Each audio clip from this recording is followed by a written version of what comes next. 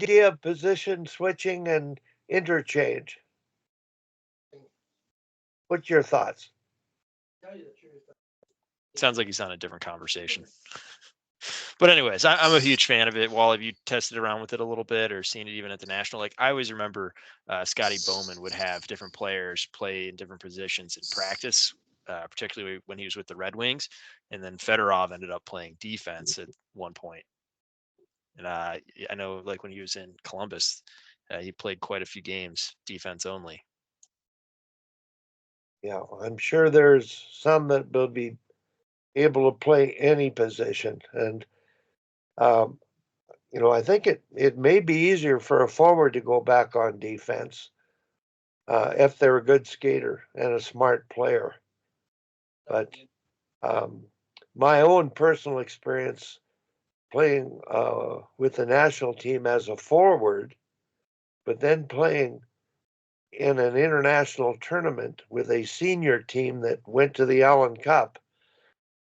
The coach had me play defense because I could skate and see the ice. And didn't bother me at all. I had more room and time and space. And I did play defense in that tournament, but it's the only time I did. I didn't play it all the time. So I really appreciated him recognizing that I was suited to it because I could skate, and it does make a difference. It's just interesting how, generally speaking, players seem to pick up on things from the back end. They have more time and space back there, and they see the ice, sort of like a back catcher sees the field, and it's really the the one thing I will say is a lot of times if you move defensemen to forward, two things stick out to me of things that are very much not picked up on by them.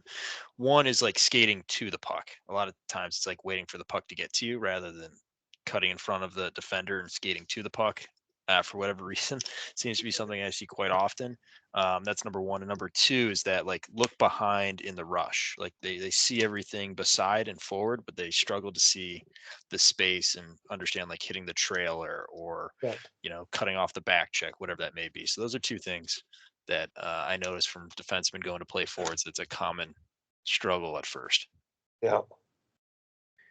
Now I don't know whether it was one of your your blogs, but you talked about shoulder checking, and the thing that impressed me about that blog was shoulder checking in the neutral zone and being aware what was coming later.